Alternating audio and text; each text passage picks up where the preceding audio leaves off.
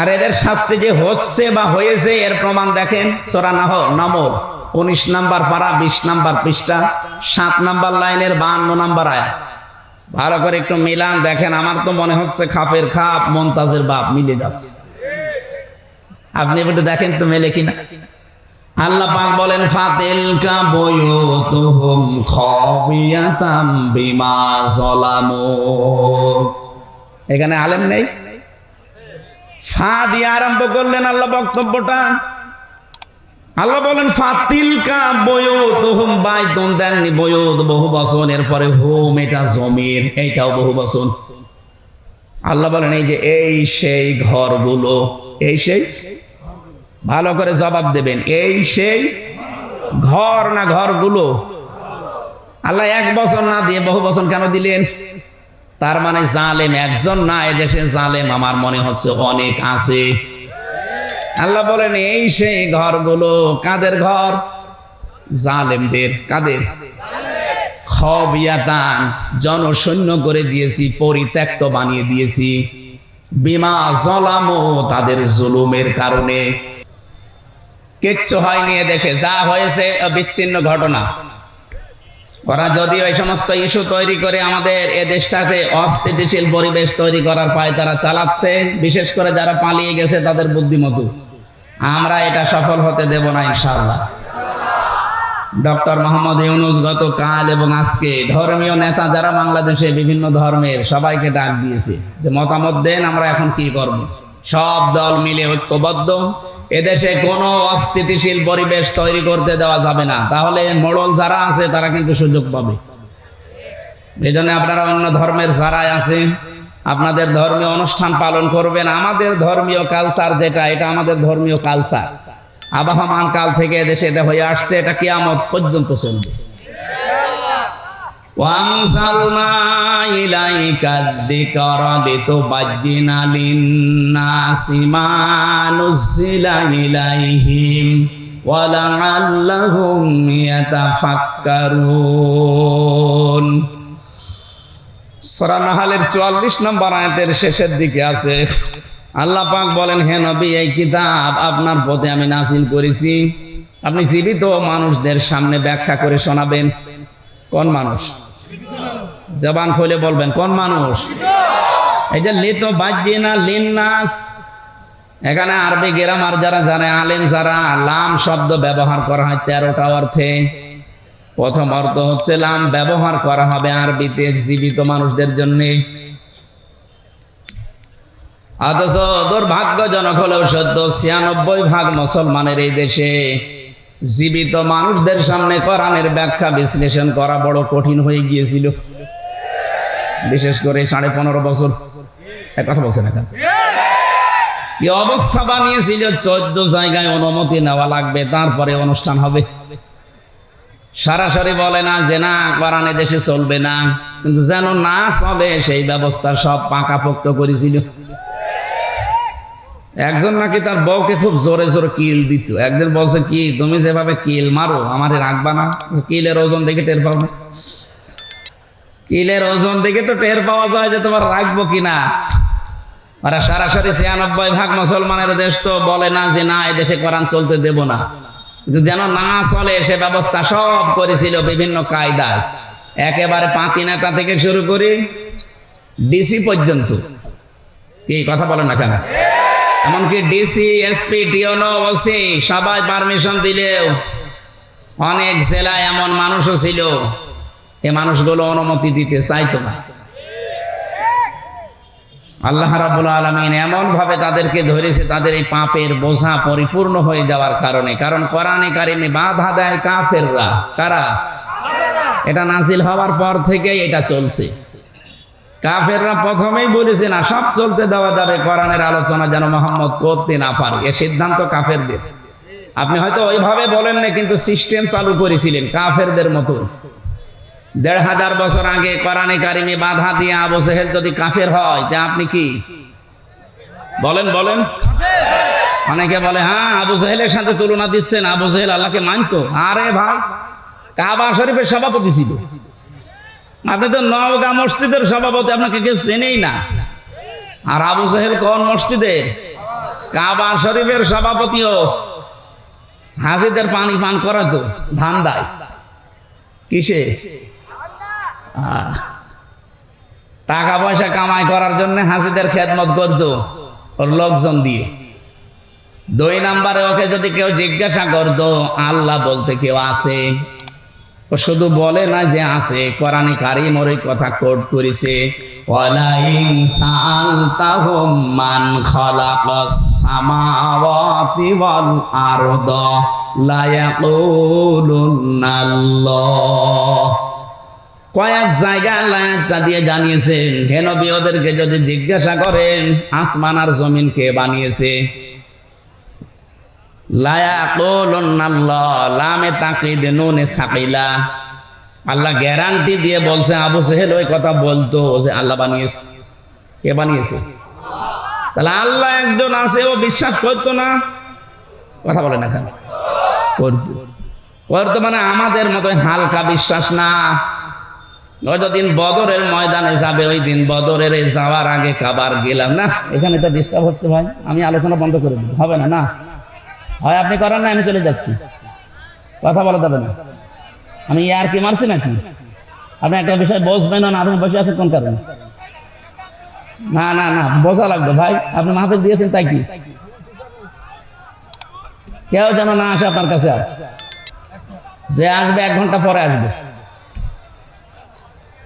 না। আমি ডিস্টার্ব হলে কথা বোঝাতে পারি না ভাই, এটা আমার মনে হয় অপারগতা, কথা বলা যাবে না। দুঃখ প্রকাশ করছি কিন্তু কথা বলা যাবে না, যাই করেন কথা এখানে যেন না আসে। কিছু সূক্ষ্ম বিষয় সামনে আসবে তো এই জন্য বারবার আমি মনোযোগ এই দিকে নিচ্ছি। এখানে বসবেন না, সকালবেলা বলবেন কি বলে গেল বুঝলাম না, আপনি বসবেন কি কারণ? তো গল্প করছিলেন।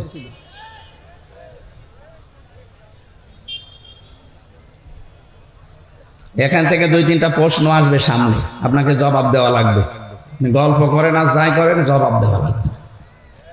বিশ্ববিদ্যালয়ে যারা ক্লাস নেয় 45 মিনিট ক্লাস নেওয়ার পরে 10টা প্রশ্ন করে। আপনি আন্দাজে একটা লেকচার দিতে হলে 40-45 ঘন্টা পড়াশোনা করা লাগে ওই বিষয়ের উপরে, বিশেষ করে ভার্সিটি যারা ক্লাস নেয়। আপনি 40-45 মিনিট ক্লাস নিয়ে 10টা প্রশ্নের যদি জবাব দিতে না পারেন তো স্যারের বক বক করা শেষ আর আপনার শোনাও শেষ। আমরা ওইভাবে 2-5 ঘন্টা কথাও বলতে পারি না, আর আমার বলারও দরকারও নেই। আমি আধা ঘন্টা বলবো কিন্তু এখান থেকে যেন 5টা বিষয় বাড়ি নিয়ে যাওয়া যায়, কারণ এটা ক্লাস চলছে, একটা কি চলছে, ক্লাসের মতোই থাকা লাগবে, একেবারে নিস্তব্ধ হয়ে যাবে। বলেন আবু জেহেলের উদাহরণটা দিলাম কেন? কাবার গিলাফ ধরে কাঁদছিল সকালবেলা, 17 রমজান মাসে সকালবেলা সবাই তাওয়াফ করছে কাবা শরীফ উলঙ্গ হয়ে, আরো নিজে যে কাবার গিলাফ যেটা মুলতাজাম বলে, যেখানে দোয়া করলে কবুল হয়, ওই দরজার সামনে দাঁড়িয়ে বলছে কাবার মালিক তুমি আসো, আমি জানি আমি মুহাম্মদের বিরুদ্ধে যাচ্ছি অস্ত্র নিয়ে বদরের ময়দানে যুদ্ধ করার জন্য, সত্যের পক্ষে যে আছে তাকে তুমি বিজয় দিয়ে দিও। আবু জেহেলের দোয়া কবুল হয়ে গেছে। বলেন তো ও যদি আল্লাহ একজন আছে বিশ্বাসী না করবে, ও কাবার গিলাফ ধরে কাঁদবে কোন কারণে? বলেন। এবার আমার প্রশ্ন তাহলে, আইন পাশ করে কোরআন নিষিদ্ধ করে দিল শুনতে কেন? কারণ ও খুব ভালো করে জানতো আমি যে ক্ষমতার চেয়ারে বসে আছি দেশের প্রধানমন্ত্রী হয়ে, এটা একটা অবৈধ। ও ঠিক ভালো করে বুঝতো যে আমার চেয়ারের একটা পায়াও ঠিক না, সব নড়বড়ে পায়া। কিন্তু মোহাম্মদ যেটা কোরআন দিয়ে বোঝাতে চায় যে অধিকারগুলো মানুষের প্রচার করে যে এই এই অধিকার আমার আছে, আমার ভোট দেওয়ার অধিকার আছে না নেই? বলেন।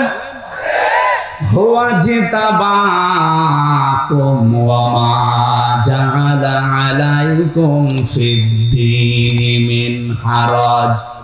সূরা হজের 78 নম্বর আয়াতের মাঝের অংশে আছে আল্লাহ পাক বলেন আমি তোমাদেরকে নির্বাচিত করি। নওগাঁবাসী একেবারে বিবেক দিয়ে বলবেন, নির্বাচিত করা হয় যে পদ্ধতির মাধ্যমে, ওইটার নাম নির্বাচন। আমি বেশি বললাম? নির্বাচিত করা হয় যে কোনো বিষয়কে কিসের মাধ্যমে? বলেন বলেন। 15.5 বছর তো নির্বাচনই হয়নি, এটাকে মিথ্যা কথা। অথচ আজ ৮-৯ দিন দেখতে পাচ্ছি বাইরের বিভিন্ন দেশে শ্রীমপ্রীতি পাওয়ার জন্য মানুষের কাছে মিথ্যা তথ্য ছড়াচ্ছে যে আমি নির্বাচিত ছিলাম, আমাকে নির্বাসন দেওয়া হয়েছে। নির্বাসন আমরা দেয়নি, আপনি নিজে নির্বাসন বেছে নিয়েছেন। আর নির্বাচিত ছিলেন, এটা দাহা মিথ্যা কথা।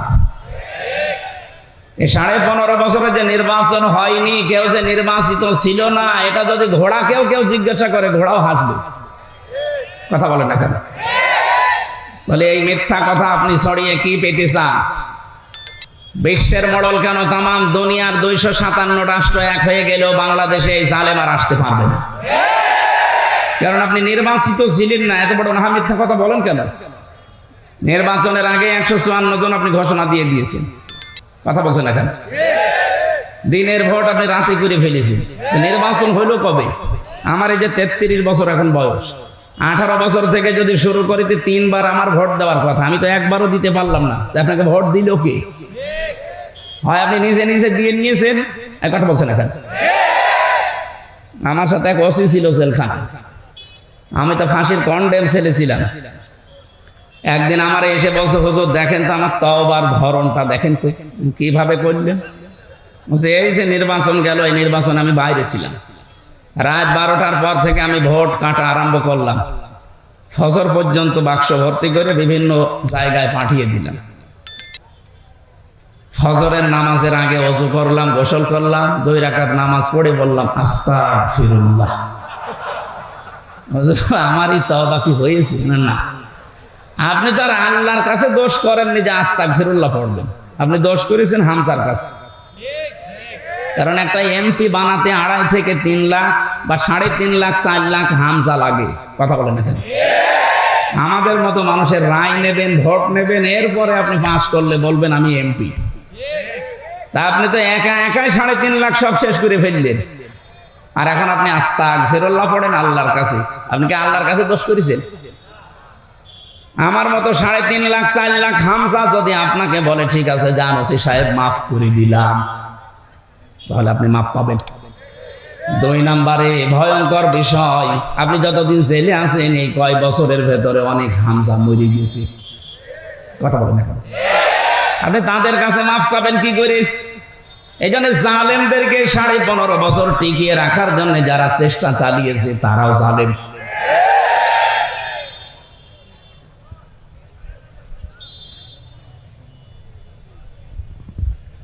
বলেন তো ওসি সাহেবের যে তওবার ধরন বললো, ওকে তওবা বলে না আর কি বলে? বাংলাদেশে বহু মানুষ এখন দেখছি আর কি মারছে। আরে ভাই তওবা হবে তো তার কাছে, অপরাধ হয়েছে যার কাছে। আপনি আল্লাহর কাছে কোন অপরাধ করে থাকলে ওনাকে বলেন, উনি যদি মাফ করে দেয় দিক, শাস্তি দেয় দিক, ওনার ব্যাপার। আপনি তো অপরাধ আমার কাছে করলেন, আমার কাছে অপরাধ করে কাবার গিলাপ ধরে মাফ চাবেন, পুরাটা উল্টা না। আপনাদের তাওবা হচ্ছে না। যারা তাওবা করতে চান, অপরাধ করেছেন যার কাছে, স্বীকার করবেন তার কাছে। এইটা বাংলাদেশে যদি চালু হয়, পরবর্তীতে যারা চেয়ারে বসবে ওরা আর অন্যায় করার সাহস পাবে না, কারণ অপরাধ যার কাছে স্বীকার করা লাগবে তার কাছে। আজকে এই সংক্রান্ত আয়াতগুলো আমরা কোরআন থেকে পড়েছি, আমরা কথা বলবো সামনে ইনশাআল্লাহ। আবু জাহেলের কথা বলছিলাম, এই লোকটা বেশ ভালোভাবে জানতো আমি যে চেয়ারে বসে আছি তো জোর করে আছি। মোহাম্মদ যেটা বলতে চায় অধিকারের কথা, যদি সত্যি মানুষ এগুলো জেনে ফেলে তাহলে আমার চেয়ার রাখবে না। এই জন্য মোহাম্মদের কোরআন এটা বন্ধ করা দরকার। 1500 বছর পর নব্য আবু জাহেল যারা, তারা জাতে মাতাল হলেও তাহলে ঠিক ছিল। ওরাও বুঝেছিল আমাদের যে চেয়ার, এ চেয়ার তো বৈধ না। কথা বলেন না। এই জন্য এই 15 বছরের ভেতরে যারা নির্বাচনের মাধ্যমে প্রহসন করে এমপি, মন্ত্রী, মেয়র, সাবেক উপজেলা চেয়ারম্যানের নিচে লিখে দেন, আপনি লিখবেন না। কারণ আপনি সাবেক উপজেলা চেয়ারম্যান, সাবেক মেয়র, সাবেক এমপি, সাবেক মন্ত্রী, এটা অবৈধ। আপনাকে কে ভোট দিয়েছে যে আপনি এটা লিখেন? আপনি একটু বেশি করে লিখতে পারেন যে সাবেক চোর, এটা লেখা যায়। কারণ আপনি চুরি করেছেন, আপনি লিখে দেবেন যে আমি চোর। তো বর্তমান তো চুরি করছেন না, সাবেক, এই জন্য সাবেক চোর বা সাবেক ডাকাত লিখে দেবেন। এই কথা বলছেন না কেন? আর 8 সাল থেকে 24 সাল পর্যন্ত যত কিছু নিয়েছেন রাষ্ট্রের কাছ থেকে এগুলো সব ফেরত দেওয়া লাগবে। কারণ আপনি অবৈধ জিনিস বৈধ করার জন্য এগুলো ফেরত দিয়ে জনগণের কাছে বলেন যে আমাদের ভুল হয়ে গেছে। এটা যতদিন না বলবেন ততদিন আপনি এই দেশের বৈধ নাগরিক না। বহু মানুষের অধিকার নষ্ট করেছেন, আগে ফেরত দেবেন। আমার ভাইরা, এই যে মানুষগুলো এতদিন পর্যন্ত যারা বুঝেছিল যে আমির হামজা কোরআন দিয়ে যা বলতে চায় এ তো আমার চেয়ারে ধাক্কা লাগে, ওই তখন আস্তে করে বলে যে না ওরে আসতে দেওয়া যাবে না, ও রাজনৈতিক কথা বলে, ওরে শয়তান। আমার মনে হয় যারা 15.5 বছরে আমার এই কথা বলতে দেয়নি, নবীজি যদি এসে এখন কোরআন প্রচার করতো, নবী কেউ বলতে নবী রাজনীতি করে, কথা বলে না কেন? এই জন্য কোরআনের প্রথম আয়াত এটা, রব্বুল আলামিন বলেন এমন একটা কিতাব আপনাকে আমি দিয়েছি, আপনি মরা মানুষকে শোনাবেন না, শোনাবেন জীবিত মানুষদের। অথচ জীবিত মানুষদের কোরআন শোনানো এমন কঠিন অবস্থা হয়ে দাঁড়িয়েছিল, যারা আমাদের বাধা দিত ওই লোকের বাবা মারা যাক আমারে ডাক দিয়ে বলবে হুজুর কোরআন পড়িয়ে দিন। এক কথা বলছে না কেন? ওর বাবা মরে গেলে আমারে বলবে কোরআন পড়ে দিন, অথচ জিন্দা অবস্থায় পড়ার দরকার ছিল। এখন তো মরে গেছে, এখন পড়ে করবো কি? ওর আযাব আরো বাড়বে, কারণ সে আয়াতি পড়বো একটাও তোর জীবনে ছিল না। কি আপনার বাবা এমন বাবা যে আপনার নামে সব ভালো ভালো জমিগুলো দোকানগুলো লিখে দিয়েছে, আর আপনার বোনের নামে বলেছে তোর নামে দোয়া করে দিলাম। এখন আমি যদি পড়ি ইউসিকুমুল্লাহু ফি আওলাদিকুম লিয-যাকারি মিসলু হাযযিল উনসায়াইন, হে পৃথিবীর বাবারা, সন্তান যাদের আছে এক ছেলে যা পাবে 2 মেয়ে তাই পাবে, বন্টন নীতিকার। আপনি তো বন্টন নীতি মানেননি দুনিয়ায়, আমারে নিয়ে কোরআন পড়ালে আপনার আযাব আরো বাড়বে। আমি কথা বোঝাতে পেরেছি? এই জন্য কোরআন বোঝানো লাগবে মরা মানুষকে না চিন্তা মানুষকে। আমাদের দায়িত্ব এইটা, এটা আমাদের কালচার। এই জন্য আমরা জীবিত মানুষদেরকে বোঝাই। এখন যারা শুনতে আসে এদের দায়িত্ব কি? আয়াতের পরের শব্দে আল্লাহ জানিয়েছেন ওয়ালাআল্লাহুম ইয়াতাফাক্কারুন, হে নবী যারা শুনতে আসে ওদের দায়িত্ব হচ্ছে ওই কথাগুলো শোনার পরে বাড়ি যেয়ে যেন চিন্তা ভাবনা করে। তাহলে আমার দায়িত্ব সঠিকভাবে জীবিত মানুষদের সামনে ব্যাখ্যা করা, আর আপনার দায়িত্ব এটা শোনার পরে বাড়ি যেয়ে চিন্তা ভাবনা করা। করবেন তো? হ্যাঁ, ইনশাআল্লাহ। এই কোরআন এজন্য আমি বলছিলাম আমাদের শুধু একা না, হাযা বায়ানুল লিন্নাস, মানুষ পদবাচ্চে যারা বিবেচিত সবার জন্য আজকের এই অনুষ্ঠান। আমরা সবাই এখন দল মত জাতি নেই, সব এখন এক। কথা বলে না কেন? ইসকনের যে নাম শুনছিলেন মুয়াজ্জেম ভাইয়ের কাছে, আসলে ইসকন এটা হিন্দুদের খোদ সংগঠন না। এই সংগঠনের আসল যারা দায়িত্বে আছে, যারা প্রতিষ্ঠাতা, ওই যে প্রভুপাদ, এই লোকটা একটা খ্রিস্টান। এই লোকটা ইহুদি জাতিতে কিন্তু পড়াশোনা করে সে খ্রিস্টান চার্চে একটা আলাদা নিয়ম নীতি বানিয়ে হিন্দুদের বদনাম করার জন্য উগ্রভাবে এটাকে উপস্থাপন করেছে। এই জন্য হিন্দুদের শুধু একা দোষ না, ওরা গরিব নিম্নবিত্তের যারা হিন্দু তাদেরকে বেছে নিয়েছে। সারা বিশ্বের 257টা রাষ্ট্রের 195টা দেশে ওদের কাজ চলছে। বাংলাদেশে আপনি তাকান, এই যে ঢাকার স্বামীবাগ, এর পাশে যে ইসকন মন্দির, ওর পাশে যে মেথরপট্টি আছে, এই গরিব হিন্দুদেরকে টাকা পয়সা দিয়ে ওরা দড়ে ভিড়িয়ে ইসকনের সদস্য বানিয়েছে। সিলেটের যারা চা বাগানি হিন্দু ধর্মের কাজ করে, যারা গরিব মানুষ, এই ছেলে মেয়েদেরকে ওরা কাজে লাগিয়েছে। ঠাকুরগাঁও পঞ্চগড়ের যারা গরিব মানুষ ওই পাথর তুলে খায়, তাদেরকে কাজে লাগিয়েছে। এই কথা বলে কে গো? সুতরাং এটা শুধু হিন্দুদের দোষ না। সম্মানিত ভাই এবং অন্য ধর্মের ভাইরা, আপনারা হয়তো এই মনে করে ভাবতে পারেন যে আমাদের আবার ওই দোষে দোষী করে আমাদের অত্যাচার করে কিনা। না, আমরা অত পাগল না। এদেশে যারা আওয়ামী লীগ করেছেন তাদের উপরও আমার কোনো রাগ নেই, কিন্তু যারা অপরাধ করেছেন তাদের উপর আমার রাগ আছে। কারণ আপনি বিনা কারণে জেনে শুনে অপরাধ করেছেন। আমাকে রিমান্ডে যারা নিয়েছিল প্রত্যেকটা অফিসার আমারে বলতো আপনার কোনো দোষ নেই, আমরা জানি। তাহলে এটা করেন কেন? এই যে 11 ঘন্টা আপনি টাঙিয়ে রাখলেন আমার মাজায় দড়ি দিয়ে, আপনি নিজে বলছেন সকালে এসে যে হুজুর আপনার কোনো দোষ নেই, তাহলে এই কাজ করলেন কেন? এই জন্য অপরাধের সাথে এই 15.5 বছরে যারা জড়িত, সে যেভাবেই হোক, কারো কথা শুনে হোক, ডাইরেক্ট ইনডাইরেক্ট, এদের আমরা শাস্তি চাই। আর এদের শাস্তি যে হচ্ছে বা হয়েছে এর প্রমাণ দেখেন সূরা নামল 19 নম্বর পারা 20 নম্বর পৃষ্ঠা 7 নম্বর লাইনের 52 নম্বর আয়াত। ভালো করে একটু মিলান দেখেন। আমার তো মনে হচ্ছে খাপের খাপ মুমতাজের বাপ মিলে যাচ্ছে। আপনি একটু দেখেন তো মেলে কিনা। আল্লাহ পাক বলেন ফাতিলকা বুয়ুতুহুম খাবিয়াতাম বিমা যালামু। এখানে আলেম নেই, ফা দিয়ে আরম্ভ করলেন আল্লাহ বক্তব্যটা। আল্লাহ বলেন ফাতিলকা বুয়ুতুহুম, বাইতুন দেননি, বুয়ুত বহু বচন, এরপরে হুম এটা জমির, এইটাও বহু বচন। আল্লাহ বলেন এই যে এই সেই ঘরগুলো, এই সেই, ভালো করে জবাব দেবেন, এই সেই ঘর না ঘরগুলো? আল্লাহ এক বছর না দিয়ে বহু বছর কেন দিলেন? তার মানে জালেম একজন না, এদেশে জালেম আমার মনে হচ্ছে অনেক আছে। আল্লাহ বলেন এই সেই ঘরগুলো। কাদের ঘর? জালেমদের। কাদের?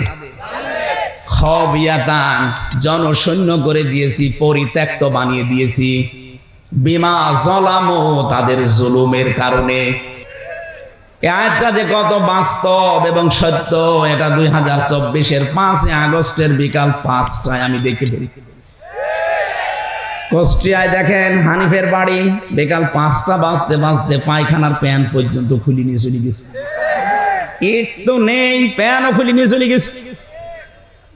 এখন হয়ে গেছে ওটা জাতীয় টয়লেট, মানুষজন যায় আর ওখানে পায়খানা প্রসাব করে। গত 3 দিন আগের পত্রিকা দেখেছেন ঢাকায় যে বাড়িটা, এত দামি বাড়ি, মানুষ অনেকে আবেগে যে চুমা খেত, অথচ এখন ওইটা গণ টয়লেট। মানুষ বিভিন্ন জন যাচ্ছে, একবারে 8 জন 10 জন করে বিভিন্ন দিকে ইঞ্জিন দিয়ে প্রসাব করছে। আপনি পেপারে দেখলেন। কাবা শরীফ তাওয়াফ করছিলাম একবার 16 সালে, 7 চক্কর দিলাম, বেশ ভালোই লাগছিল। হঠাৎ উপরে গেলাম, যে দেখি পেটে ব্যথা করছে। পুলিশকে ডাক দিয়ে বললাম ইয়া সাদেক তাল, এদিকে আসেন। কি এতক্ষণ তো ভালোই লাগছিল, হঠাৎ আমার পেটে ব্যথা করছে, এখানে ফার্মেসি কোথায়? পুলিশ আমারে বলে ইয়া হাজি ওল হজ্জাত আইনা বিলাদুকা, ও হাজি দেশ কোথায়? জি তুমি বাংলাদেশ, বাংলাদেশ থেকে এসেছি। ওর ভাষা দিয়ে আমারে বলছে হাজি আপনি জানেন না এটা কোন জায়গা? না তো। আবু জহেলের বাড়ি। আপনি এখনো পায়খানা না করে দাঁড়িয়ে আছেন, তাড়াতাড়ি করেন। পায়খানা করে দেখে আমার পেটের ব্যথা ভালো হয়ে গেছে। আল্লাহ যেন আমাকে জানাতে চাচ্ছে হামজা এত টাকা খরচ করে আসলে আর শয়তানের মুখে পায়খানা না করে চলে যাবা, তাড়াতাড়ি করো। আমার তো মনে হচ্ছে এই 15.5 বছরে জুলুমের যে মাত্রা, আমি তো কিছুটা টের পেয়েছি। কি জুলুম করেছে বলেন তো। কত মানুষকে আমি পেয়েছি ওই মাটির নিচে, আমিও 10 দিন ছিলাম, দেখেছি 2 বছর 5 বছর 7 বছর 8 বছর 10 বছর 14 বছরের মানুষ নাকি ওখানে আছে।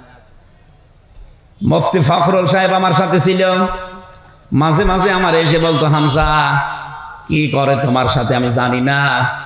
তারপর আমার এই যে পায়ের ভেতর দিয়ে এভাবে হাত দিয়েছে, এইভাবে সামনে যে লোহার ব্যারিকেড দেওয়া আছে ওর সাথে হাত হ্যান্ডকাপ দিয়ে আটকিয়ে দিয়েছে, আবার টান দিলে কেটে যায়, খুব ধার ওইটাই, নড়াচড়াও করতে পারি না। 24 ঘন্টা এভাবে 1-2 মিনিট না, বছরের পর বছর আমি এভাবে বসে আছি। এই যে শুয়ে থাকা, এটা যে কত বড় নিয়ামত এখন আমি টের পাচ্ছি। 1.5 থেকে 2 মিনিট মাত্র সময় দিত টয়লেট করার জন্য। সকালে কয়েকটা পচা ছোলা দিত, দুপুর বেলায় 1 মুঠ ভাত দিত, তাও মনে হচ্ছে কেউ মাখিয়ে দিয়েছে। এত বড় বড় নখ হয়ে গেছে কারো কারো, চুল দাড়ি গোপ দেখলে মনে হচ্ছে জঙ্গল থেকে বেরিয়ে আসতেছে। এত কঠিন পরিস্থিতি, আমি তো তাও কঠিন জায়গায় ছিলাম না, আমি তো নরমাল জায়গায়। শুনেছি এর চাইতেও ভয়ঙ্কর জায়গা ওর ভেতরে আরো আছে, বিশাল সুড়ঙ্গ করে, তাও এটা ডিবি অফিসে। আর যেটা মিলিটারিরা চালায়, যেটা আর্মিরা, ওটা আরো কঠিন। ওখানে কেউ 8 বছর 10 বছর 14 বছর পড়ে আছে, কেউ দুনিয়ায় জানেই না। এই নখ দিয়ে দেওয়ালের সাথে খসিয়ে খসিয়ে লিখে রাখে কাটা কাটা অক্ষরে যে ভাই কেউ যদি বাইরে যেতে পারেন এই নাম্বারটা জানাবে যে আমি বেঁচে আছি।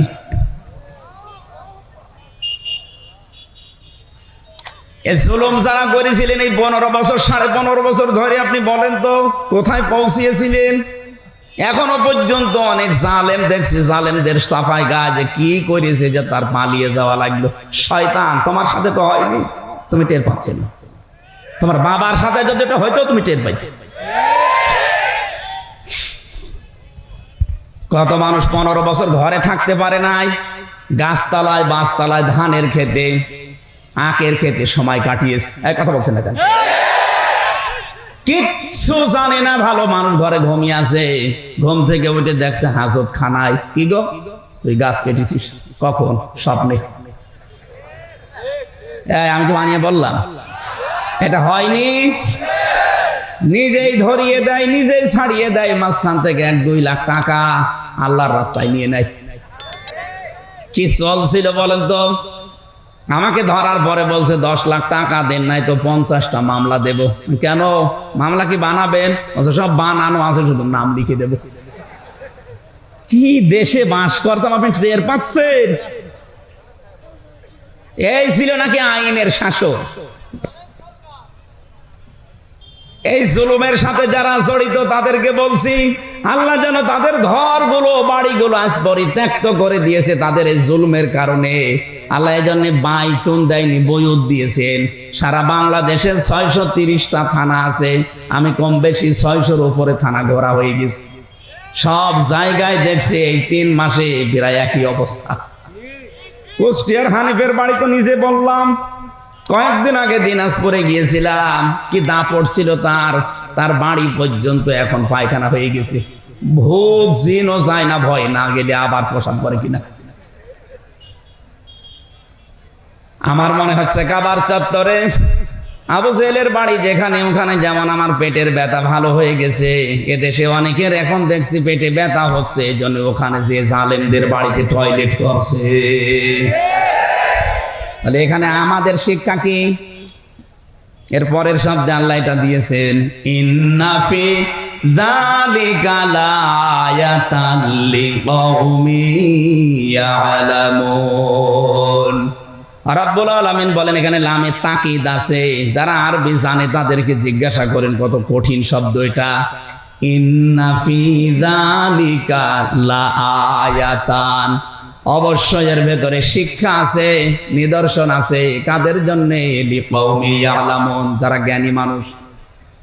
তাহলে আমাদের এখান থেকে নেওয়া লাগবে আজকে, আগামীতে যারা যাবে তারা যেন জালেম না হয়। যদি জালেম হয় তাদের বাড়ি ঘরও কিন্তু এরকম ওজার গৃহ হয়ে যাবে।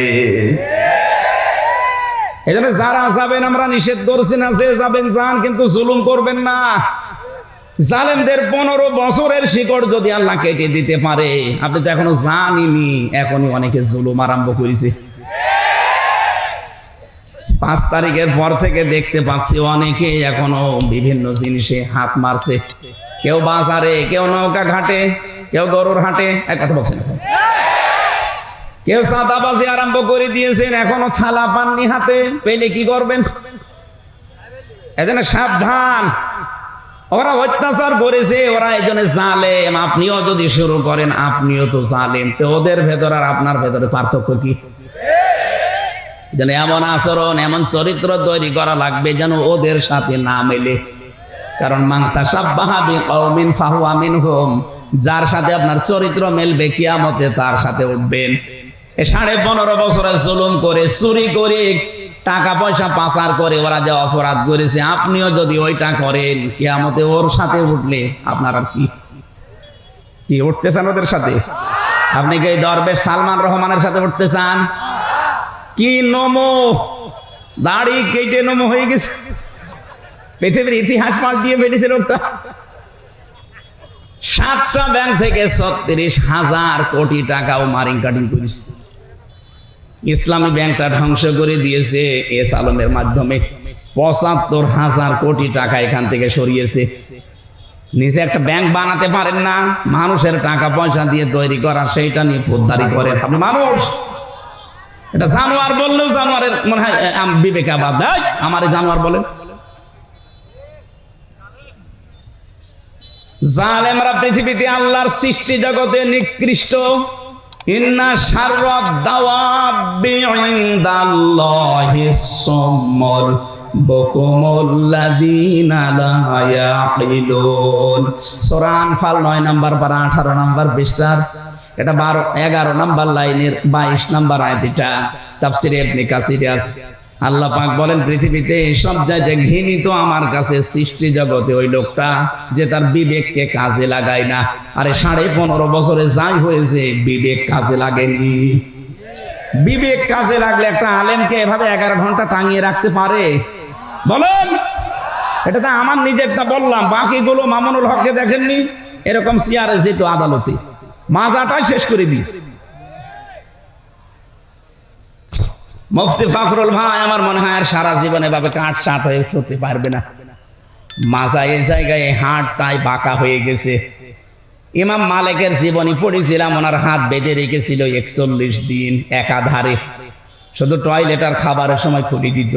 এই জন্য ওনার হাত এই হাড় থেকে ডিসকানেক্ট হয়ে গিয়েছিল।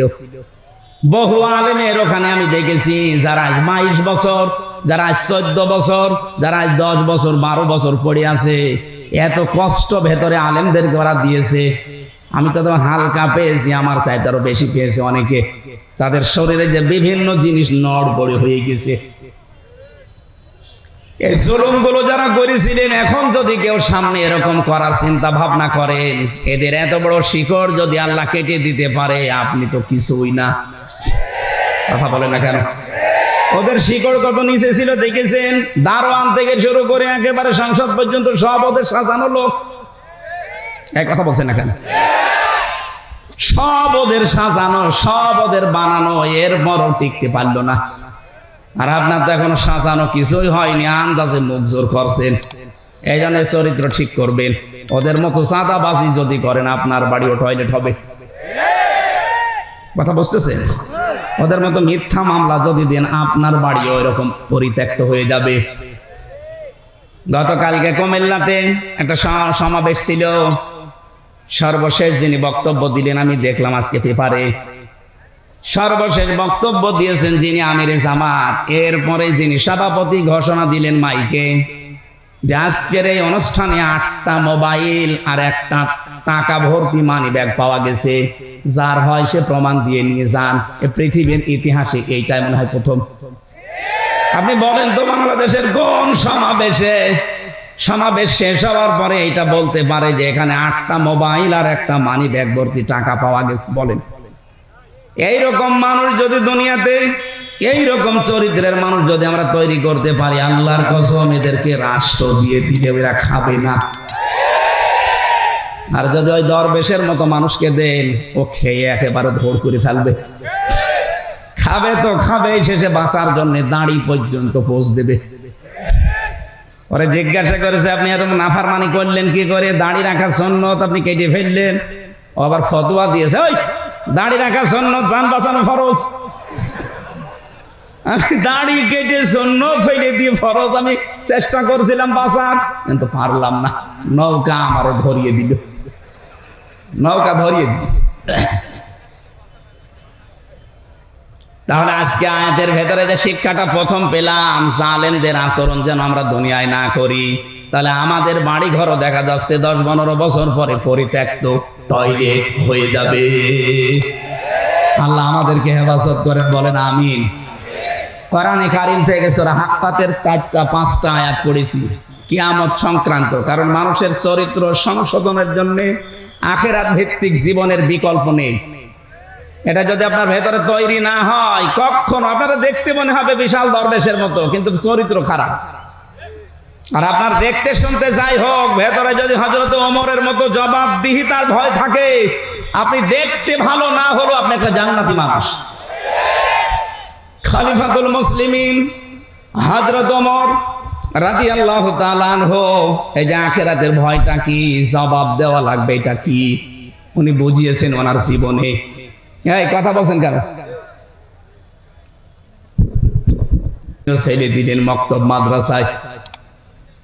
হযরত হোসাইন টেবিল থেকে কলম ফেলে দিয়ে বারবার বলছে, হোসাইন এই তুলে দাও, তুলে দাও। 3 বার তুলে দিলেন। প্রেসিডেন্টের ছেলে তো উনি রেগে গেছে, বলছে হোসাইন বারবার কলম ফেলে দাও আর আমারে তুলতে বলো, আমি কি চাকর তোমার খাদেম নাকি? হযরত হোসাইন বললেন, আব্দুল্লাহ তুমি শুধু খাদেম না, খাদেমের বাচ্চা। খাদেম যেই বলেছে খাদেমের বাচ্চা, উনি রেগে গেছে। না এ কথা বললে বাবার কাছে যাও। বাড়িতে যে বলছে, আব্বা আমি আর পড়বো না। কেন? আমাকে গালি দিয়েছে ক্লাসে, শুধু আমাকেই না তোমাকে পর্যন্ত গালি দিয়েছে। ছোট করেছে, আমারে বলেছে আমি নাকি খাদেমের বাচ্চা। খাদেম, তুমি যদি বিচার না করো হোসাইনের, আমি ও মাদ্রাসায় আর যাব না। ঠিক আছে, জুমার দিন হবে। খুতবা দিচ্ছিলেন তিনি মসজিদে নববীতে। জুমার নামাজের সময় আলোচনা বন্ধ করে দিয়ে বললেন, হোসাইন বলে কি, এদিকে আসো। কি হয়েছে? তুমি ক্লাস ভর্তি ছাত্রদের সামনে আমার ছেলেকে খাদেমের বাচ্চা, খাদেম বলে গালি দিয়েছো? হ্যাঁ দিয়েছি। কেন দিলে? ইমাম হোসাইন বলে, খলিফা বুকে হাত দিয়ে বলেন তো, আপনি কি আমার নানার খাদেম ছিলেন না? হযরত হোসাইনের কথা শোনার পর হযরতে ওমরের বাকরুদ্ধ হয়ে গেছে, আর কথা বলতে পারে না। তাই তো এইভাবে ভাবি না। তুমি যেটা বললে এটা কি লিখে দিতে পারবা? নিয়ে আসেন কাগজ কলম, নিয়ে আসেন। খেজুরের পাতা নিয়ে এসেছে, লিখে দিলেন, ওমর আমার নানার খাদেম ছিল, আমি দেখেছি। ইতি হোসাইন ইবনে আলী। সই করে দিলাম, যান। কাগজটা হাতে নিয়ে হযরতে ওমর চমা খেলেন, ডাক দিয়ে বলেন, নবীর সাহাবীরা বিচার হয়ে গেছে। ছোট মানুষ সন্তান আব্দুল্লাহ তো বোঝে না, বলে আব্বা তুমি তো বিচার শুরুই করলে না, হয়ে গেল কি করে? হযরত ওমর বলে, সন্তান যে বিচার করেছি শুধু দুনিয়া না, আখিরাতেও কাজে লাগবে। আমি যখন মারা যাব এই কাগজটা আমার কাফনের ভেতরে দিয়ে দিও। মরণের পরে আল্লাহ পাক যেদিন আমাকে তুলবে হিসাবের জন্য, কিছুই যদি আমার কবুল না হয়, ভালো না লাগে, কাগজটা দেখাবো। রব্বুল আলামিন কাগজটার দিকে তাকাও, তোমার নবীর নাতি লিখে দিয়েছে আমি নাকি নবীর খাদেম ছিলাম। এই ওসিলায় হলো আজকে তুমি আমার মাফ করে দাও। হিসাবটা শুধু সারা জীবন শুনেছি যে হিসাব, দুদুকে ধরলে আপনি পাগল হয়ে যান। তাও তো তাদেরকে ঘোষ ঘাস দিয়ে উল্টা পাল্টা করা যায়, কিন্তু আল্লাহর দুদুক আল্লাহ পাক যদি ধরেন হিসাবের জন্য, 1 গ্লাস পানির জবাব দিতে পারবেন না। এই জন্য মানুষের জীবন পরিচ্ছন্ন হওয়ার জন্য, পবিত্র করার জন্য আখিরাত ভিত্তিক জীবনের বিকল্প নেই। আল্লাহ ওই কথাগুলো শক্তভাবে আমাদেরকে আজকে জানাচ্ছেন, খুব ভালো করে খেয়াল করবেন। সূরা হাক্কাত, কোন সূরা? বলেন বলেন। হাক্কাত শব্দের শাব্দিক অর্থ কি? কোরআনে কারিমে সূরা হাক্কাত কে আমার আল্লাহ অবশ্যম্ভাবী ঘটনা এই শব্দ দিয়ে আরম্ভ করেছেন। আল হাক্কাতু মাল হাক্কা, অবশ্যম্ভাবী ঘটনা। কি সেই অবশ্যম্ভাবী ঘটনা? আল্লাহ যেন নিজে এবার প্রশ্ন দিচ্ছেন, মা আদরাকা মাল হাক্কা। হে নবী আপনি কি জানেন কি সেই ঘটনা? কাযযাবাত সামুদ ওয়া আদুম বিল কারিয়া। সামুদ এবং আদ এই 2 জাতি এই অবশ্যম্ভাবী ঘটনা, যেটা তার মানে কিয়ামত, এইটাকে তারা মিথ্যা প্রতিপন্ন করেছিল। বাদ দেন, এটা মরে যাব, এইটাই তো শেষ, এরপরে আবার ওঠা লাগবে, আবার জবাব দেওয়া লাগবে। কিসের অবান্তর কথাবার্তা বলেন। নবীজি বলেন এই কথাগুলো তারা বলেছিল আদ আর সামুদ। আপনার উম্মতদেরকে এবার দেখেন, ফাম্মা সামুদ ফাউহলিকু বিত্তাগিয়া। আমি আল্লাহ এই কারণে এই সামুদ জাতিকে তাদের জায়গা থেকে একেবারে এই অবাধ্যতার কারণে, সীমা লঙ্ঘনের কারণে আমি আল্লাহ ধ্বংস করে দিয়েছি। কিয়ামতের কথা আল্লাহ আমাদেরকে যে শক্তভাবে বোঝাচ্ছেন, এটা অবশ্যম্ভাবী ঘটনা, এটা বিশাল আওয়াজ। কি বারবার এগুলো বারবার বলার দরকার কি? একবার বললে তো হয়ে যেত। আল হাক্কাতু মাল হাক্কাতু ওয়া মা আদরাকা মাল হাক্কা। রব্বুল আলামিন বলেন, শব্দটা আমি বলেছি এত কঠিন, এটার বিশ্বাস যত যত দৃঢ় হবে মানুষের ভেতরে, তার জীবন তত বেশি পরিচ্ছন্ন হবে। আপনি আজকে থেকে আরম্ভ করেন যে আমাকে কিন্তু জবাব দেওয়া লাগবে একজনের সামনে দাঁড়িয়ে, আর এমন জনের সামনে আমি দাঁড়াবো উনি আমার আগে পেছে সামনে সব কিছুই জানেন। এটা শুনতে যত সহজ মনে হচ্ছে, এ বাস্তবে নিয়ে যাওয়া কিন্তু অত সহজ না। আপনি নিয়ে যান একটা ছবি তৈরি করে এভাবে সাজান যে আমি কিন্তু এখন সত্যি শেষ, আমারে দাঁড়ানো লাগবে। আল্লাহর সামনে যদি সত্যি আমি এখন দাঁড়িয়ে পড়ি, আমার যা জীবন, আমার কি সত্যি জবাব দেওয়ার মতো কায়দা আছে? কোরআনে কারীম জানিয়েছে আল্লাহ যে বিচার ব্যবস্থা তৈরি করবে, আল্লাহর বিচার ব্যবস্থায় কোন রকমের অবিচার বলতে কিছু না। আপনারা জবাব দিচ্ছেন না। আল্লাহর বিচারে কোনো অবিচার? আরো জোরে বলেন, আল্লাহর বিচারে ন্যায় বিচার না। না, ভালো করে শুনবেন, আমি তো এই জন্য বলছি কান লাগান। আল্লাহর বিচারে যেমন অবিচার নেই, আল্লাহর বিচারে ন্যায় বিচার যদি করে আপনি বাঁচবেন না। ন্যায় বিচার করলে কেউ জান্নাত যাবে না। অবিচার তো নেই, ন্যায় বিচার করলেও জান্নাত পাবেন না। পাবেন কি করে? আল্লাহ পাক যদি কাউকে নিজের ইচ্ছায় ক্ষমা করে দেয়, ওই লোকটাই শুধু জান্নাত পাবে। এই জন্য নবীজি প্রতিদিন 99 থেকে 100 বার করে তিনি পড়তেন, আল্লাহুম্মা হাসিবনি হিসাবা ইয়াসিরা। আল্লাহ তুমি যাই করো অন্তত আমার হিসাবটা সহজ করে দিও। এটা যত বেশি আপনার কাছে পরিষ্কার লাগবে, যত বেশি পরিচ্ছন্ন মনে হবে যে না এরকম একটা সামনে আসতেছে, আপনার দ্বারা তত অন্যায় কাজ ছেড়ে দেওয়া সহজ হবে। এটা তো নিজের ব্যাপার, আমি না খেয়ে মরবো কিন্তু আমি অবৈধ জায়গায় হাত বাড়াবো না। আমার চোখ দিয়ে যেটা নিষেধ দেখা আমি দেখবো না। 14 জন নারী বাদ দিয়ে পৃথিবীর কোন নারীর দিকে লোলুপ দৃষ্টিতে তাকানো জায়েজ নেই। কয়জন বলেন বলেন? 1 নম্বরে আপনার মা, 2 নম্বরে আপনার আপন মেয়ে, 3 নম্বরে আপনার আপন ফুফু, 4 নম্বরে আপনার আপন খালা, এরপরে আপনার ভাইয়ের মেয়ে, বোনের মেয়ে, আপন গুলো, এরপর আপনার পুত্রবধূ। 14 জনের নাম আমি তাফসিরে পেয়েছি। এদের সাথে দেখা করা যায় যাচ্ছে, কিন্তু তাদের মুখমণ্ডল, হাতের কবজি আর পায়ের পাতা এগুলো খোলা রাখা এই 14 জন মহিলার জায়েজ আছে আমার সামনে। প্রথমে কার? মা। বলেন না কেন? এরপরে ফুফু। এই যে অনেকে পাতানো ফুফু আছে, ও ধর্মের ফুফু, ধর্ম খালা, এসব বাদ দিন। পথে ঘাটে কাউকে দেখলে বলে খালা, খালার একটা মেয়ে আছে এই কারণে খালা বলছে, ওর উদ্দেশ্য ভালো না। খালা হওয়া লাগবে আপন মায়ের বোন। কথা বুঝতেছেন? এই 14 জন বাদ দিয়ে পৃথিবীর কোন নারী যদি সামনে পড়ে যায়, সঙ্গে সঙ্গে কোরআন বলছে চোখ নামাবা। আমি এটা বানালাম না।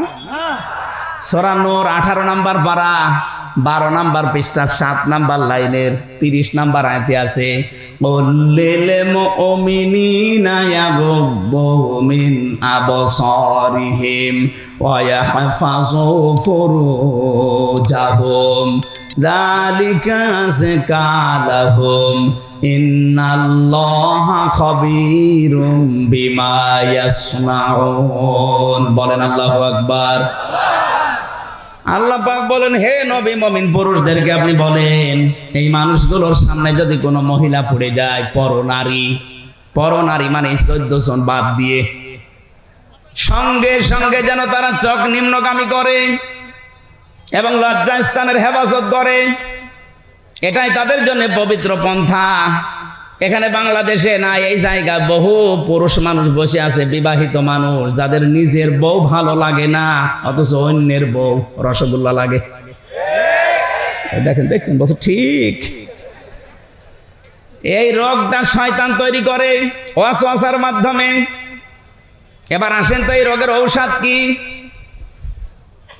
আপনার নিজের স্ত্রীর ভেতরে আল্লাহ যা দিয়েছে এইটা বাদ দিয়ে আপনি যে ভাবের সাথে, প্রতিবেশীর স্ত্রীর সাথে লাইন করেছেন, ওর ভেতরে কি অন্য কিছু বেশি আছে? আপনি কি মনে করেন যে না তার 5-6টা আছে? তার ভেতরে যা আপনার স্ত্রীকে আল্লাহ তাই দিয়েছে, অথচ নিজের স্ত্রীর প্রতি কোনো আকর্ষণ নেই, ভালোবাসা নেই, মন থাকে না, শুধু মন টেনে চলে যায় ভাবির দিকে। এরকম রোগে কারা আছেন একটু হাত তোলেন তো। আমার মনে হয় এই এলাকায় সব ওয়াজ করা ঠিক না, এরকম আল্লাহর ওলি বসে আছে। এরকম রোগের রোগী দেশে নেই। কথা বলে না কেন? মেয়েরা যারা এসেছেন শুধু নামাজ পড়া, রোজা রাখা, কালো বোরকা পরায় কিন্তু ইবাদত না। ওয়াইদা গাবান হাফিজাতুহু, স্বামী যখন বাইরে যাবে তখন নিজের ইজ্জত, সম্ভ্রম, স্বামীর সন্তান, স্বামীর মাল সম্পদ এগুলো আপনাকে হেফাজত করে রাখা লাগবে। কিন্তু অনেক মহিলা আজ ব্যর্থ, স্বামী বাইরে চলে গেলেও মনে হয় দিন পায়। পাশের বাড়ির দেওয়ার নিয়ে শুনে আর আমি গল্প করছে, অথচ এমন জনকে মোবাইলে কথা বলছে যার সাথে মোবাইলে ওর জন্য কথা বলা যায় না। কথা বলে না কেন? একটা ভুল কাজে আছে অনেকেই। হ্যাঁ, কোনো অবিবাহিত মেয়ে লোককে যদি ভালো লাগে প্রস্তাব দিয়ে সমর্থ থাকলে বিয়ে করে ফেলেন, কিন্তু বিবাহিত কোন মহিলার সাথে যদি আপনি ভুল করে আর জেনে শুনেও যদি লাইন করে থাকেন, জীবনেও তো সেই স্বামী ছেড়ে না দিলে বিয়ে করতে পারবেন না। কথা বলছেন না কেন? আপনি বিয়েও কোনোদিন করতে পারবেন না, আবার সারা জীবন তাকে না পেয়ে কষ্টের ভেতরে মরবেন। এই জন্য যারা বিবাহিত কোন মহিলার সাথে লাইন করেছেন এই মুহূর্তে তওবা করেন। তওবা করবেন কিনা বলেন? কারা কারা করবেন হাত তোলেন তো। এরা কি লাইনে আছে? এই দাড়িওয়ালা, কিসের লাইন কর তুমি? হ্যাঁ, তওবা করলে ঠিক আছে, কাজ না করে তওবা করবা কেন? কাজ করো, ওই সমস্ত কাজ করো, ঠিক আছে। হ্যাঁ, এদিকে তাকান। ওর যে চেহারা, ওর সাথে লাইন করবে কে? না, আপনার সাথে লাইন করা মানুষ এদেশে নেই। হ্যাঁ, ঠিক আছে, বাইসে গিয়েছে, আল্লাহ ওরে হেফাজত করিস। সাইজেও ছোট, আবার চেহারা আল্লাহ বানিয়েছে এরকম, ওর দিকে কেউ তাকাবেও না, ওর অসুবিধা নেই। কিন্তু যাদের চেহারা একটু ভালো, ওরা তো দিশা পায় না করবে কি, মনে করে আমার পেছনে তো মানুষ ঘরে, আলহামদুলিল্লাহ। তাহলে এই রোগ থেকে যাদের নিজের স্ত্রী আজ ভালো লাগছে না, আকর্ষণ তৈরি হয় না, অন্যেরটা দেখলেই ভালো লাগে, এটা রোগ। এ রোগ শয়তান তৈরি করে দেয় ওয়াসওয়াসার মাধ্যমে। এটা থেকে বাঁচতে হলে কয়েকটা পদ্ধতি আছে, নাকি এই ওষুধ বলার দরকার নেই? এ জেলায় আপনারা হাত তুললেন না যে এই জেলায় তো পাচ্ছি না, বলে কি করবো? রেকর্ড হচ্ছে তো, অন্য জেলায় যাক, তারা যেন মানে। 1 নম্বরে বড় নারী দেখলেই মন চাইলেও আপনাকে চোখ নিম্নগামী করা লাগবে, এটা আল্লাহর নির্দেশ। আল্লাহ ভালোভাবে জানে যে আপনার দুর্বলতা কোন জায়গায়। মন চাওয়ার পরেও যদি আপনি না তাকান, একটা অনির্বচন সুখ আল্লাহ আপনাকে দান করবে। কি বললাম শব্দটা? অনির্বচন সুখ, বাংলা শব্দ এটা। এটা কেমনে তৈরি হয়? এই যে বাচ্চারা, পাখির বাচ্চা দেখবেন, মুরগির বাচ্চা, সিল যখন শো মারতে আসে তখন মা পাখিটা পর এভাবে বিছিয়ে ডাউন করে দেয়। কি কথা বলে না কেন? দেখবেন একটার সাথে একটা পর লেগে যায়, মোলায়েম সফট কমল হয়ে যায়। এটা শুধু লেগে যায় না, এভাবে ডাউন করার পরে ফল করে দেয়। আল্লাহ কোরআনে কারিমে উদাহরণটা সূরা বানি ইসরাঈলের 23 নম্বর আয়াতে দিয়েছেন, ওয়াখফিজ লাহুমা জানাহাদ-দুল্লি মিনার রাহমা। হে দুনিয়ার মানুষ, যারা সন্তান হয়ে গেছে ও তারা তোমার মা বাবার কাছে এভাবে হাতটা বিছিয়ে দাও। এখানে আল্লাহ যদিও জানাহন দিয়েছেন, ডানা। আমাদের পৃথিবীতে কোনো মানুষের ডানা হয় না, হয়? আমাদের হয় হাত। হাতের আরবি শব্দ ডানা না, হাতের আরবি শব্দ জানাহন না, হাতের আরবি শব্দ ইয়াদুন, আদুদা, আইন দোয়া দাল। আল্লাহ আদুদাও দেয়নি, ইয়াদুনও দেয়নি, দিয়েছে জানাহন। কেন? আমাদের তো ডানা নেই, ডানা হয় পাখির। কার? পাখির ডানা হাওলাত করে আল্লাহ আমাদের লাগিয়ে দিলেন কেন? কারণ পাখির যে ডানা, এর ভেতরে নরম কিছু পাওয়া যায়।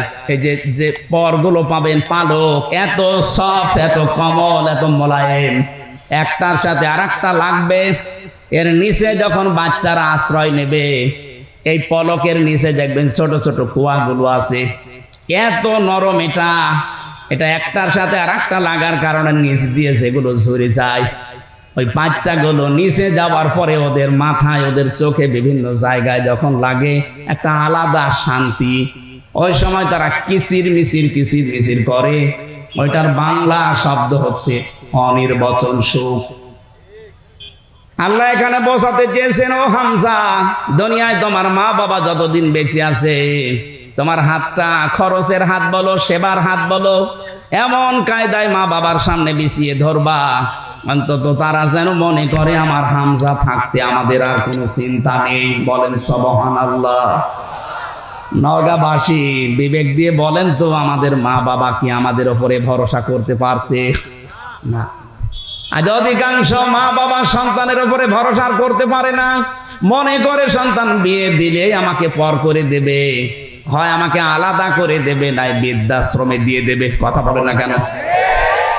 এটা মনে করার কারণ হচ্ছে আজ অধিকাংশ পরিবারের সন্তানও কিন্তু চায় না যে মা বাবাকে আমি আলাদা করে দেই, বৃদ্ধাশ্রমে রেখে আসি, বাড়ি থেকে তাড়িয়ে দেই না। কোন সন্তান দুনিয়া এটা চায় না, কিন্তু বাধ্য হয় বোর কারণে। আসতে বলেন। সম্মানিত মা বোন যারা এসেছেন, এই জন্য বলছে শুধু নামাজ পড়া, রোজা রাখা, গালো বোরকা পরা ইবাদত না। আপনি স্বামীর মা বাবাকে নিজের মা বাবার মতো আচরণ করবেন, এইটাও ইবাদত। ইবাদত কাজ বাংলাদেশে নেই, এই জন্য এখন জেলা এবং থানায় থানায় বৃদ্ধাশ্রম হচ্ছে। কয়েকদিন আগে আমি নীলফামারে গিয়েছিলাম, কিশোরগঞ্জ থানা, দেখলাম বৃদ্ধাশ্রম। আমারে নিয়ে গেল দেখার জন্যে। এই কোলে 20 জন, এই কোলে 20 জন মার বাবা বসে আছে, মুরব্বী। ওদের চেহারার দিকে আর চোখের দিকে তাকিয়ে আমি দেখতে পেয়েছি প্রতিটি মা বাবা তার সন্তানের জন্য বরদোয়া করছে, অথচ তাদের আমার মতো ছেলে মেয়ে আছে। কথা বলে না কেন? কেন আমার মতো সন্তান বিয়ে করার পরে মার বাবাকে বৃদ্ধাশ্রমে রেখে আসবে, বাড়ি থেকে তাড়িয়ে দেবে, আলাদা করে দেবে কেন? অথচ আমার পেছনে সবচেয়ে বেশি শ্রম দিয়েছে একেবারে 25-30 বছর পর্যন্ত একাধারে বিনা লাভে আমার মার বাবা। কোন প্রকার লাভ ছাড়া তারা আমাকে এ পর্যন্ত তুলেছে। আর বানানো গাছ পেয়ে এখন আপনি একেবারে পর করে দিলেন, ডিলেট করে দিতে চান। নিজের মা বাবা যদি হয়তো আপনি ডিলেট করতেন। এজন্য মেয়েরা যারা এসেছেন, পুত্রবধূ, তাদেরকে বলছি, জীবনও আপনি স্বামীর মন পাবেন না। সত্যি কথা বলছি আমি স্বামী হিসাবে, জীবনও আপনি স্বামীর মন পাবেন না যদি স্বামীর মা বাবার সাথে খারাপ আচরণ করেন, তাদের ব্যবহারটা ঠিক না করেন, তাদের যে যত্ন করার দরকার, তাদের যে খরচ করা দরকার, এটা যদি না করেন, হয়তো স্বামী উপরে উপরে তার সন্তানের কারণে, তার সংসারের কারণে ভালোবাসবে, কিন্তু ভেতরে ভেতরে বলবে আল্লাহ যেন মরে যায়, আর একটা বিয়ে করবো। হাদিস নবীজি বলেন, কোন স্ত্রী যদি চায় আমার স্বামী বেশি দিন বেঁচে থাক, আমার স্বামীর হায়াত বেড়ে যাক, তার সন্তান, তার সম্মান, তার প্রভাব প্রতিপত্তি, অর্থনীতি এগুলো আরো বেড়ে যাক, নবীজি বলেন ওই স্ত্রী যেন বারবার তাকিদ দেয়, স্বামী তুমি যাই করো রক্তের সম্পর্কগুলো ঠিক রাখো। আমার সাথে সবচাইতে বেশি রক্তের সম্পর্ক আমার মা বাবার, আমার বোনের, আমার ভাইয়ের, আমার চাচার, আমার ফুফুর। এই কথা বলছেন না কেন? এইগুলোর সাথে আজ সম্পর্ক ভঙ্গ করার জন্য সবচাইতে বেশি দায়ী বউরা। আমি জানি মেয়েরা এখন আমার নামে বরদোয়া করছে, আল্লাহ হুজুর মরুক, মরবো তাও আমি বলবো, কারণ আমি চাই আপনারা যেন বেঁচে যান। হাজারো স্ত্রী কিন্তু জাহান্নামে যাবে, কিন্তু এই স্বামী স্ত্রীর এই রক্তের সম্পর্কগুলো নষ্ট করার কারণে। কারণ আল্লাহ পৃথিবী তৈরি করার পর কমপ্লিট যখন হয়ে গেল, তখন এই রেহেম, যেটা রক্তের সম্পর্ক, আত্মীয়তা, এটা আল্লাহর পা চেপে ধরেছিল। ডাক দিয়ে বলে, মাবুদ আমার সম্পর্কে তো কিছুই বললে না। আল্লাহ পাক ওই দিন জানিয়েছে, রেহেম তোমার সম্পর্কে আমার রায় হচ্ছে, তোমার সাথে যারা সম্পর্ক অটুট রাখবে তাদের সাথে আমার সম্পর্ক ঠিক থাকবে, আর তোমার সাথে যাদের সম্পর্ক কাট হয়ে যাবে, আমি আল্লাহ বলছি তাদের সাথে আমিও সম্পর্ক ছেদ করলাম। বলেন নাউজুবিল্লাহ। আপনি বড় নাম যোগ বাগায় দিয়ে নামাজ পড়ে হাসি হয়ে কি করবেন যদি এইগুলো ঠিক করতে না পারি? আমরা এই জন্য আমি সহ যারা এসেছি আশা করব অবশ্যই আজকে থেকে যাই হোক, যদি বউ বাদ দেওয়া লাগে দরকার হয় বাদ দিয়ে আর একটা বিয়ে করব। রক্তের সম্পর্ক ছিন্ন করে জাহান্নামে হওয়া যাবে না। কারা কারা পারবেন হাত তোলেন তো। ওরে বাবাই, বিয়ে করার জন্য হা করে আছে, ঠিক আছে করবেন, 4টা পর্যন্ত করবেন। বিয়ে করা জায়েজ আছে, কিন্তু শর্ত 3টা। শুধু সুন্দরী আর মনোমুগ্ধ পরিবেশ দেখে টাকা পয়সা দেখেই পাগল হওয়া যাবে না, 3টা বিষয় দেখা লাগবে। প্রথম বিয়ে জায়েজ, পরের গুলো জায়েজ করার নিয়ম 3টা। আমরা তো অনেকেই সুন্দরী খুঁজি, সুন্দরী দেখে পরের গুলো না, এটা নিয়ম না। ইসলাম বিয়ে করতে বলেছে, কিন্তু আগের আয়াত পরের আয়াত দেখেন, সূরা নিসার 3, 4, 5। আল্লাহ পাক যেগুলোর নাম দিয়েছেন, এখানে হয় এতিম হওয়া লাগবে, অসহায়, 2 নম্বরে সে বিধবা হওয়া লাগবে, 3 নম্বরে তার স্বামী পরিত্যক্তা হওয়া লাগবে। এরকম মহিলা দেখে বিয়ে করার নিয়ম। আরো খুঁজে বেড়াচ্ছে আকিস গ্রুপের মেয়ে। আমার আকিস সাহেবের 3 বউ, ওনার ছেলে 4 বউ। প্রথমটা ঢাকা বিশ্ববিদ্যালয় স্যার, শিক্ষিকা, পরের গুলো সবই একটু নরমাল। দ্বিতীয়টা ঠিক আছে, দ্বিতীয়টা এমবিবিএস ডাক্তার, 3 নাম্বারটা নার্স, 4 নাম্বারটা ওনার কর্মচারী।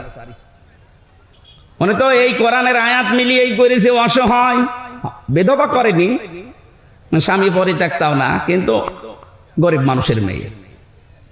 তো ওনাদের যে সম্পদ আল্লাহ দিয়েছে, ওনাদের যে সম্মান, ওনাদের যে শরীর যা খায়, আকিজের বড় ছেলের সাথে আমি থাকি, উনি দেখেছি উনি যে খাবার খায়, এক দিন মনে হয় 8 থেকে 10 হাজার টাকার খাবার।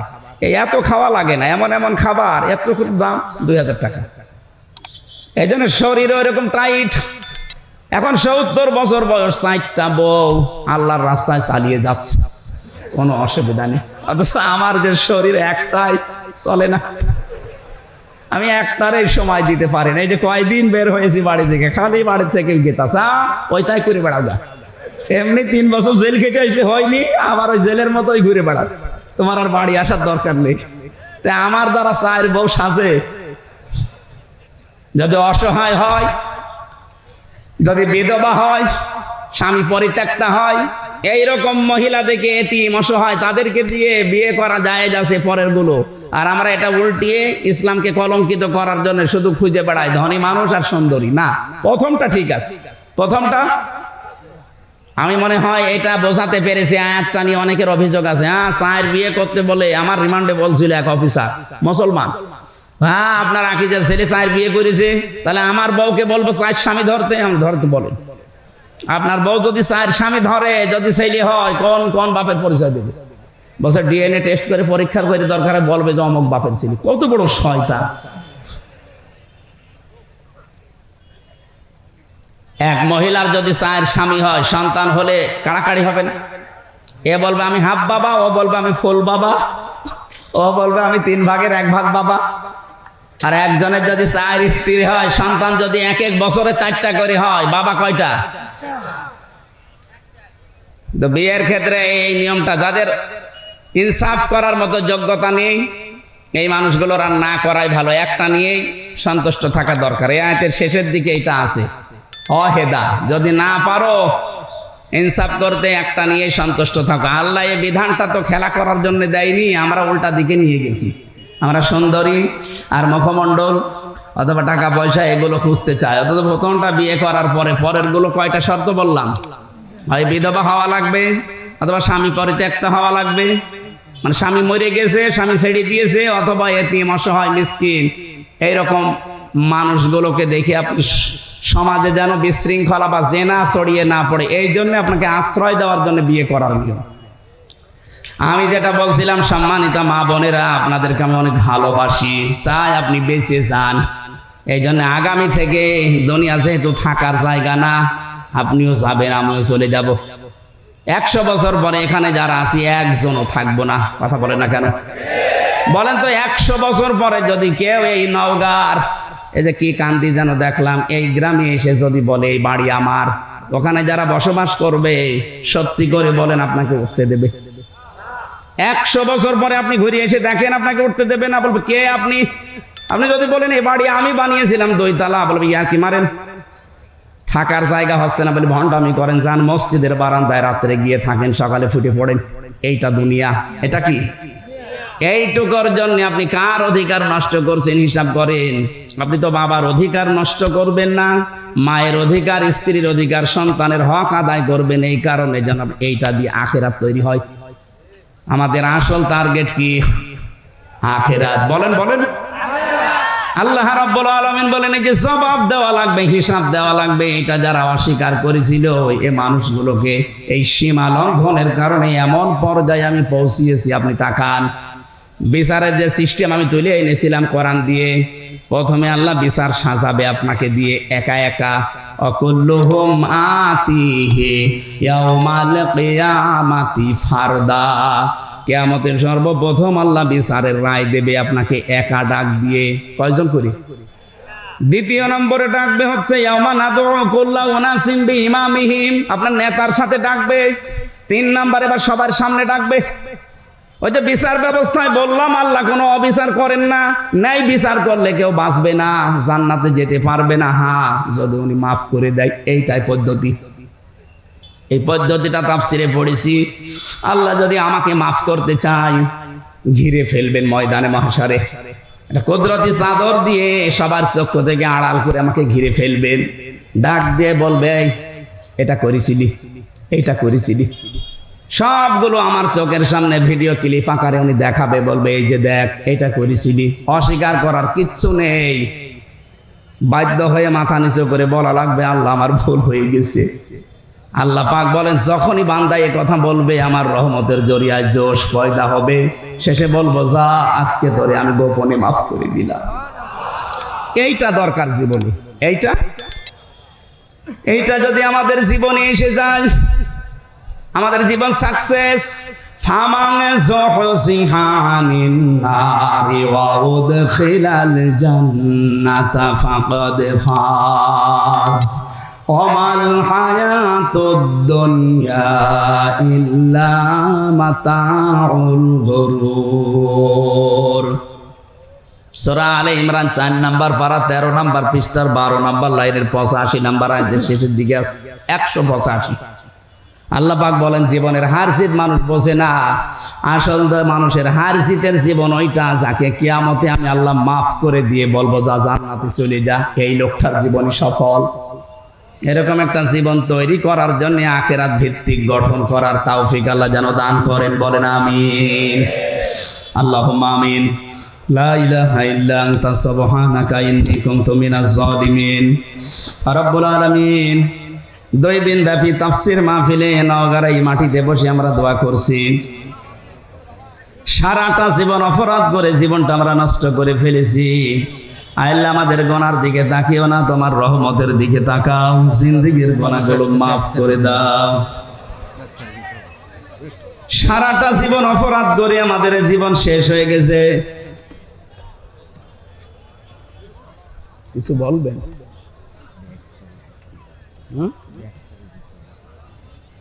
আগের থেকে একটা কিছু লিখে দিতে পারলেন না। একবার ব্যাগ ছেড়েছে আর ছাড়া যাবে না, মানুষ বিরক্ত হয়ে যাবে।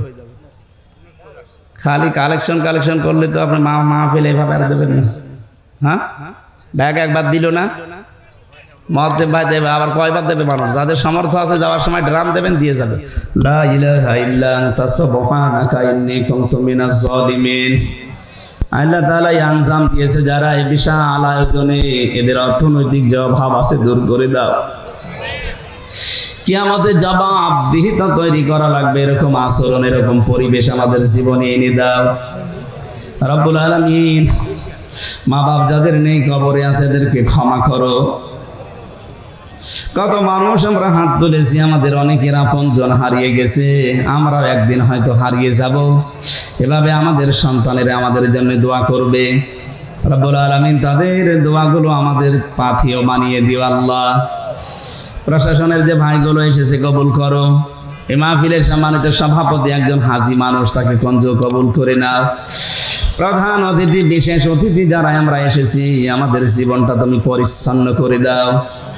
এমন জীবন গঠন করার তৌফিক দাও যেন তোমার সামনে দাঁড়ানো যায়। মা বোনদেরকে পর্দা আড়ালে খাদিজার মতো, আয়েশার মতো বানিয়ে দাও। আগামীতে অনুষ্ঠানটা কোরআনের প্রচারে আরো বড় করে মঞ্জুর করো আল্লাহ। বারাকাল্লাহু লানা ওয়া লাকুম ফিল কোরআনিল আযীম। এলাকায় মাটির নিচে কত মানুষ বছরের পর বছর ঘুমিয়ে আছে আল্লাহ, ওরা কবরগুলো তুমি জান্নাতুল ফেরদাউস তৈরি করে দাও। এই দেশটাকে আমরা দেখতে চাই কোরআনের রঙে রঙিন। 53 বছর আমরা দেখেছি বিভিন্ন মানুষ চালিয়েছে, কাঙ্ক্ষিত মানের শান্তি দিতে পারে নাই। এখন শুধু বাকি আছে তোমার আইন দিয়ে দেশটা চললে কেমন দেখা যায়। চর্ম চোখে এটা দেখে মরার তৌফিক দাও। আলহামদুলিল্লাহি রাব্বিল আলামিন। লা ইলাহা ইল্লাল্লাহু মুহাম্মাদুর রাসূলুল্লাহ। আদায় করার মাহফিল।